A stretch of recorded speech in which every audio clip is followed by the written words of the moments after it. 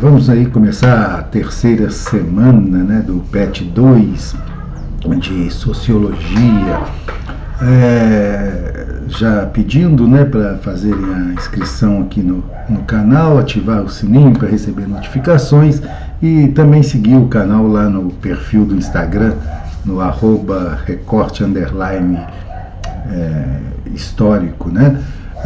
Começando aí então a semana 3 do PET 2, com o eixo temático, né, que é a abordagem sociológica, né,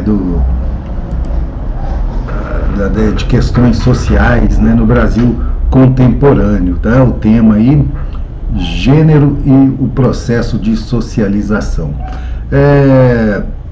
Nós vimos, né, vocês viram aí, eu ainda não era o professor de sociologia, então vocês viram no PET 1 como o processo de socialização contribui para a construção de nossa identidade.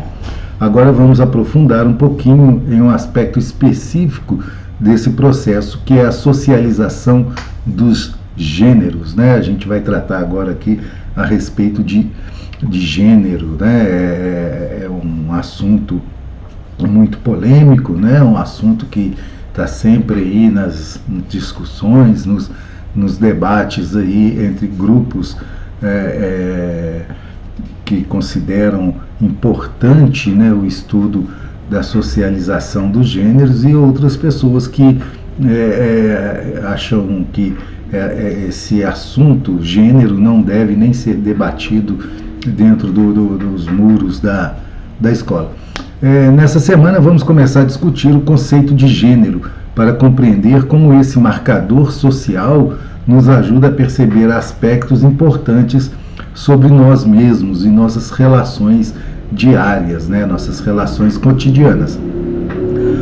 O que define as diferenças de comportamento entre homens e mulheres na sociedade?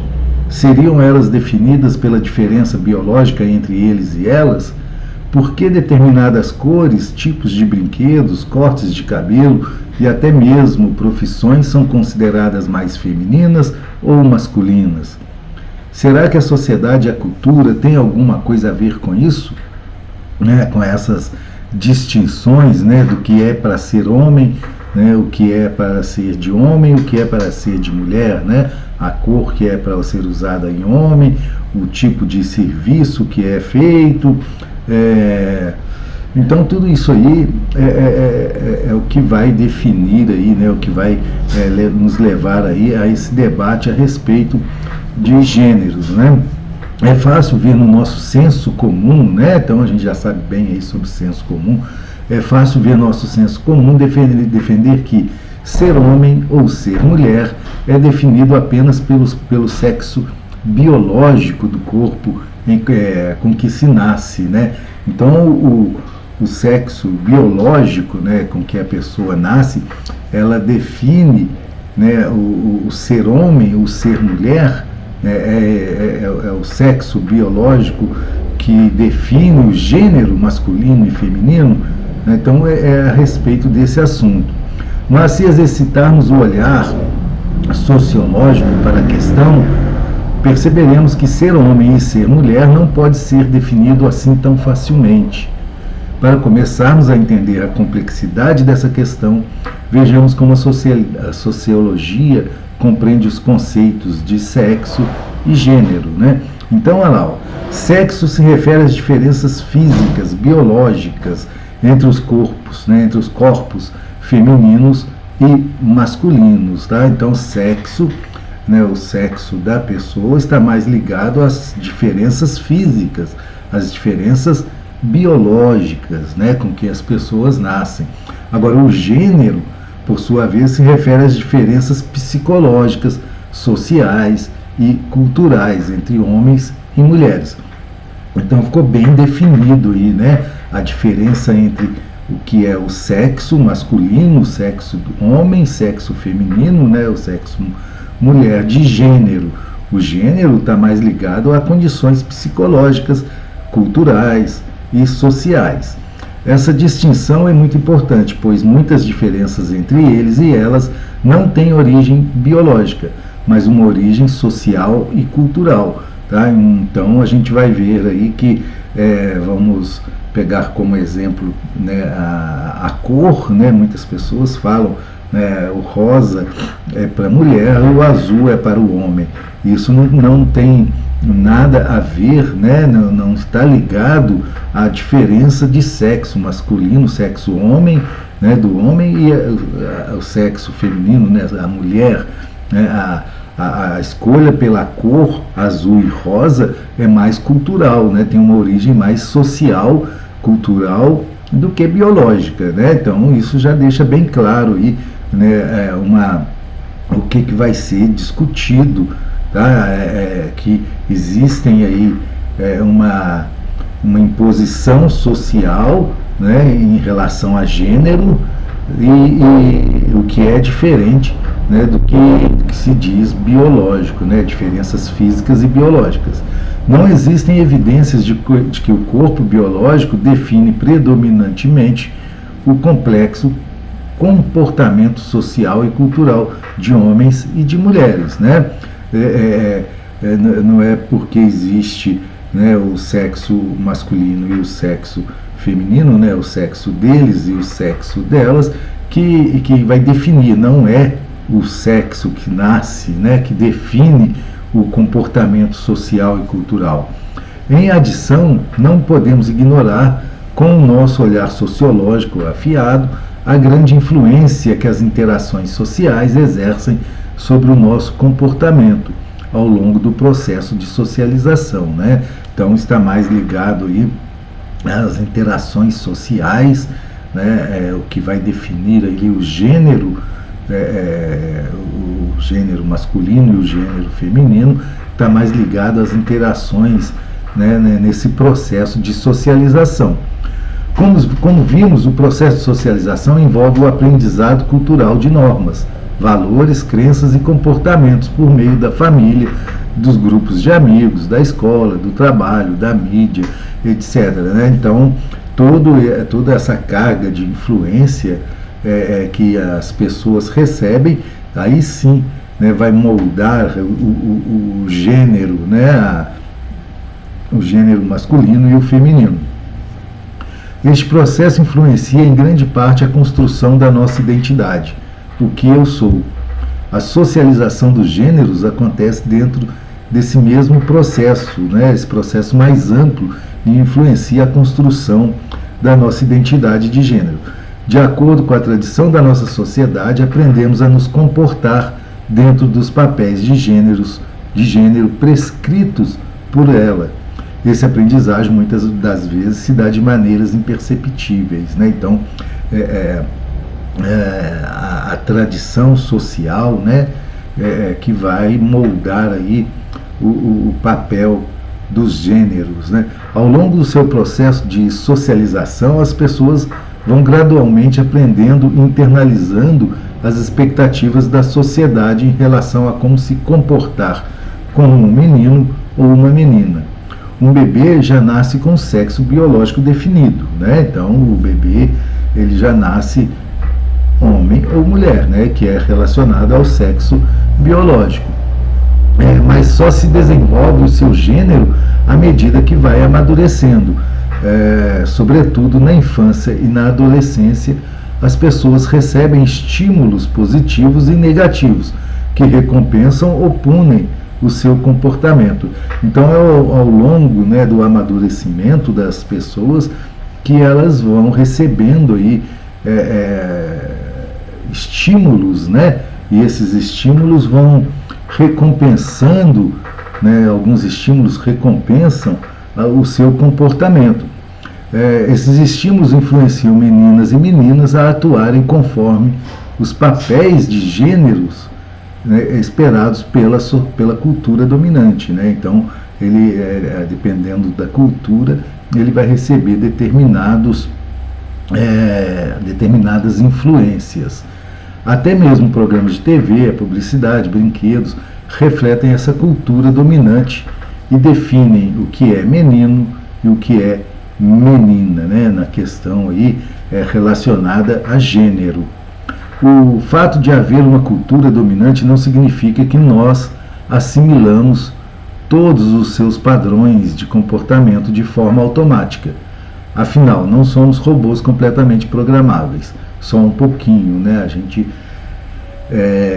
acaba aí, né, assimilando aí propostas da cultura dominante, né? Mas não totalmente. Desde crianças, muitas pessoas não se encaixam totalmente aos estereótipos de feminilidade e masculinidade, né, predominantes, o que, infelizmente, em nossa sociedade acarreta sofrimento, dependendo do grau de pressão que existe sobre essas pessoas, né, dependendo aí da exclusão, né, que vai ocorrer dessas pessoas. Então, quando muitos jovens, né, ainda não se definem como gênero, né, a qual gênero ele pertence, muitas das vezes acabam sendo excluídos aí de um convívio social. A quebra das expectativas sociais a respeito desses estereótipos de gênero, dependendo do grau de tolerância de uma sociedade, pode gerar preconceitos e discriminação. Em adição, a socialização dos gêneros não é sempre tão tranquila, né? Em sociedades que transformam rapidamente como a nossa, os agentes de socialização, como a família, os grupos de amigos, a escola, a religião e a mídia, podem ter expectativas contraditórias entre si em relação a como podemos expressar nossas identidades de gênero, né? Então, não é fácil, né, para determinados grupos sociais se inserirem, né, na sociedade, porque existe agentes, né, e outros grupos, né, como família, igreja, que não aceitam as escolhas de algumas pessoas. Os valores que as ideias de masculinidade e feminilidade detêm em uma determinada cultura podem variar, dependendo aí do momento histórico e do lugar. Atualmente, a cultura de sociedades ocidentais como a nossa ainda associa, né, de forma geral, a masculinidade à agressividade, à força, à racionalidade e à atividade. Já a feminilidade, por sua vez, é associada à fragilidade, docilidade, passividade e subordinação. Ainda existe muito, né, essa ideia de que o homem, né, a masculinidade, ele tem a força, a razão, né, ele é o mais agressivo, e por outro lado a feminilidade está ligada à fragilidade, à passividade, né? Então ainda existe essas distorções, né, nas culturas de sociedades ocidentais. Nossa cultura ainda é fortemente influenciada pelo androcentrismo, né, que é o homem no centro, né? O homem é o ser que está ao centro, que é a supervalorização de tudo aquilo que é considerado masculino e a desvalorização de tudo que é considerado não masculino. Este nosso traço cultural promove uma hierarquia dos gêneros muito parecida com a hierarquia racial, né, que já vimos aí na primeira semana. Neste caso, é a noção de masculinidade que ocupa o topo da hierarquia, subordinando a feminilidade. Esse estado de coisas exerce um forte impacto sobre a socialização dos gêneros e os consequentes papéis de gêneros que se espera que as pessoas assumam em nossa sociedade. Então a nossa sociedade ainda ainda tem essa visão, né, de que a masculinidade está num patamar acima, né, dentro de uma hierarquia, a feminilidade está abaixo, né, subordinada à masculinidade. Esse estado de coisas exerce um forte impacto, né, sobre a socialização dos gêneros. Ao analisarmos nossa sociedade, considerando o gênero, esse marcador social nos ajuda então a perceber que há de fato desigualdade de oportunidades baseadas na forma como a nossa cultura e sociedade constroem as ideias, né, sobre o que é ser homem e o que é ser mulher. A gente percebe isso vendo aí o mercado de trabalho, a concentração de rendas, né? Se você pegar um homem branco, né, rico, e uma mulher negra, né, e a gente vai ver que a diferença é enorme, né? A diferença social, a diferença financeira. Então existe essa ideia, né, essa cultura ainda. Muitas são as situações da vida cotidiana em que notamos as vantagens que os homens têm em relação às mulheres. Você consegue perceber, por exemplo, o grande abismo de privilégios que tende a separar os homens brancos e ricos das mulheres negras e pobres, né? Então, nós vemos isso aí. Existe já uma grande diferença, né, entre homens brancos e mulheres brancas, e quando a gente coloca aí, né, homem branco e mulher negra, a gente vai perceber que a diferença ainda fica muito maior. Você consegue, com o seu olhar sociológico, identificar no seu dia a dia outras desigualdades construídas à base de estereótipos de gênero? Existem várias, né? Então você pode começar a observar aí as diferenças, né, entre as tratativas de homens e mulheres, homens brancos, mulheres negras. Então a gente vai perceber que existe ainda essa cultura do machismo na nossa sociedade, né, que é algo que a gente deve lutar contra, né? Todos nós somos iguais em relação a gênero. Biologicamente, não, né? Biologicamente, o homem nasce masculino, né? O homem e nasce feminino. A criação do gênero, né? A afirmação do gênero, ela vai se dar com o passar dos anos e com o amadurecimento. Depois aí vem atividades, né? Nós temos aí 2 atividades para serem respondidas, né, por vocês. Assim a gente termina a nossa terceira semana do PET 2, tá? Vamos ficando por aqui.